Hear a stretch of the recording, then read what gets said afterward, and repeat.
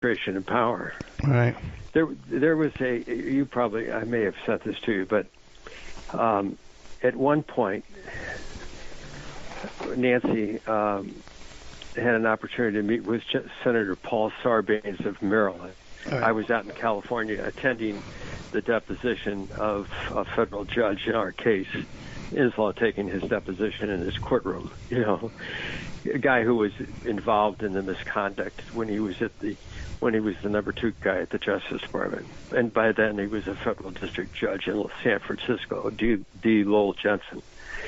And so I was out there and couldn't go to the meeting with Sarbanes, but Nancy had done her homework and had written to Sarbanes and talked about his role in demanding accountability during the Watergate scandal. Apparently he did a lot of good work trying to force an accountability on the Watergate scandal. And so he was a logical person to take interest in Inslaw, And he arranged for the chief investigator for Senator Biden. Biden was the chairman of the Senate Judiciary Committee at the time. Right. And he arranged with Ronald LeGrand, an African-American lawyer who was the chief investigator under Biden on the Senate Judiciary Committee, to come see Nancy and me and try to help us.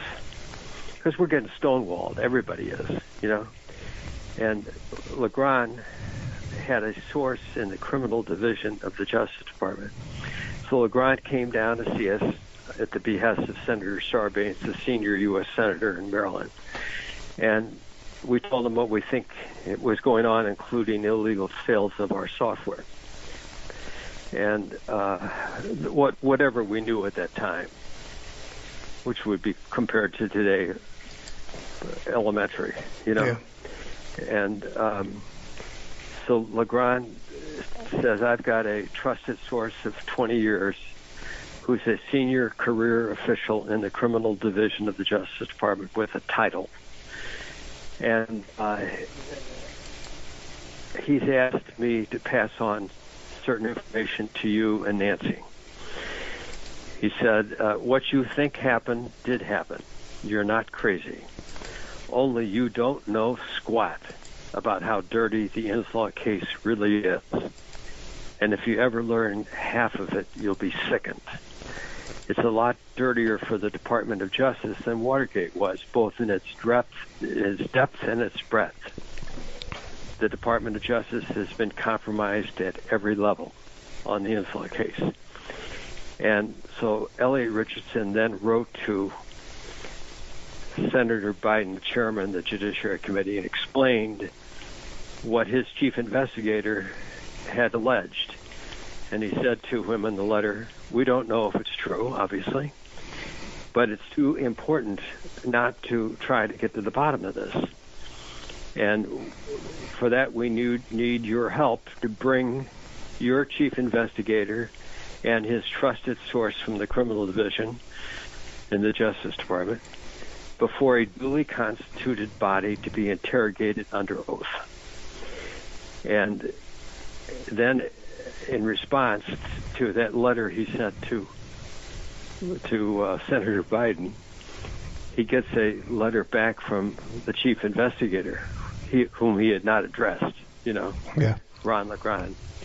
And the letter from LeGrand was preposterous, saying something that was not true, that he had told us and Richardson that this information was off the record and it could not be used, which is just total baloney, And so Elliot wrote not to LeGrand, but to Biden again.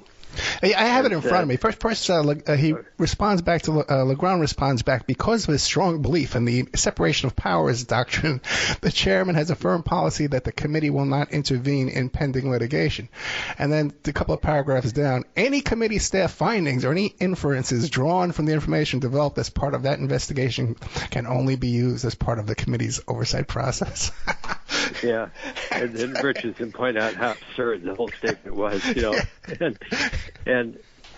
but Biden never answered Richardson, and Legrand, that's the name of that African American chief investigator, told Nancy and me at the time, I did not draft that letter and I did not sign it. An aide to Biden drafted the letter and forged my signature. Legrand said that? Yeah. Is he alive today? Is he alive? He's alive. Yeah. Whether wow. he would confirm that, I have my doubts. It's true. Yeah. What I'm telling you is true. Yeah. But he suffered pretty badly. Yeah. He became ostracized over this, and he quickly left the Senate Judiciary Committee staff and got a job in the House of Representatives on somebody's staff, and then he had to leave there right away. They were out to put pain on him, Yeah. to shut his mouth, I think, And so whether he would confirm any of that, I have my doubts. Well, I'm sure he wouldn't, yeah. I'm telling you, it's all true, know. And I think he's, as far as I can tell, a decent and honorable guy, but they put pressure on him that beyond what he could take, And he left the government. I'm sure he wanted to continue to work in the government, and he couldn't because of this thing. But it's also revealing about Senator Biden. Yeah. Why wouldn't he? He's the type of guy who would normally want to salute L.A. Richardson. It's kind of Richardson was good government always, and most people would want to be associated with him for their own self-glory, right? And for Biden to ignore Richardson, it is kind of counterintuitive. But Mr. Hamilton, let me ask you the question. Now, you've been living this thing a long period of your life. Have you seen any difference between the Democrats and Republicans as far as this deep corruption goes? Especially when the intelligence agencies are involved, it's a whole nother level. I'm sorry? Especially when the intelligence agencies are involved. Right. It's a whole nother level of corruption. Yes, I agree with that. And I have no expectation of anything good happening because I think they get by with anything they want to get by with. Yeah, it's only getting worse. Classified stuff. It's only getting worse. Classified. Yeah. Now, did you ever receive any kind of justice, any kind of settlement, throw you a bone? No, not a penny. Just shut him up. Just shut up William Hamilton. Send him $5 million, $10 million. Yeah. No. Yeah. Well, nothing. One of our lawyers who had worked in Central America, I guess, he said the government can pay Inslaw cash. Yeah. They can do anything they damn please. And it said it made no sense. But we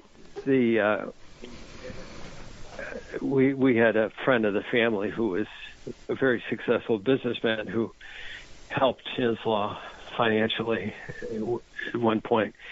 And he used to say to me, one thing that doesn't make any sense to me, why don't they just pay Inslaw off? Right. And the answer to that, I think, I've told you this, I think, but it came from Admiral Murphy. And when I contacted him after the apparent change of heart on the part of the CIA director, George Tenet, about settling the CIA part of the Inslaw case. And I asked Admiral Murphy, do you have any insight on why he did such an abrupt change? What happened? And he said, it's my hunch, Bill, I told you this, that there's another use of your software that you don't know about. And it involves something so seriously wrong that money alone cannot cure the problem. and that unless and until Inslaw discovers that additional use of your software, the government may never compensate the company. And he said, I'm confident you're going to figure it out, Bill. And then within 2 weeks, he dropped dead. And he had, of course, he would call me on the telephone, and so I would not be surprised that NSA was monitoring all of those conversations, you know. And he was in a position to be quite lethal, because as chief of staff to Vice President Bush was in charge of under Reagan, all of the secret stuff. Right. And when Bush was the CIA director, his deputy director was Admiral Murphy.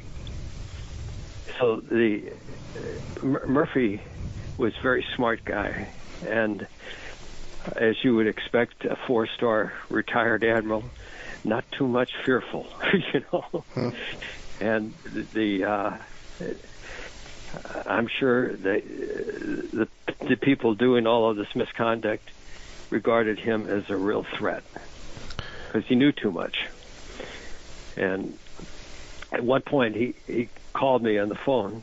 This was shortly before he died, and he said, "I'm going to volunteer to serve as Inslaw's intelligence guru and go with Boyd and Gray for his meetings with government officials about settling the Inslaw case, just to keep the government officials honest," which tells you he knows that they know that he's in on it, you know, and that he's in a position to tell them when they're lying, you know. Sure. And so if NSA, I don't know that the NSA was monitoring it, except that I know that I was told they were, by the RCMP, they're monitoring our phone calls and telephone and emails, and I have no doubt that would be true. Why wouldn't they do it, right? No, absolutely. Now, we only have a few minutes left, by the way, in this hour.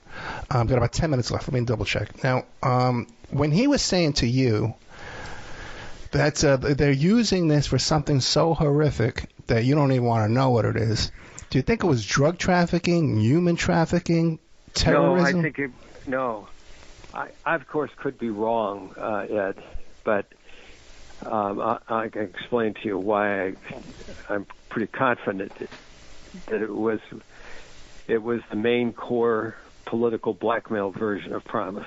Gotcha. Used by the White House, select members of the White House National Security Council for blackmail operations against such targets as members of Congress and their staffs, religious leaders, whatever it takes, you know? Gotcha. And you get dirt on them, you know, and then you blackmail them.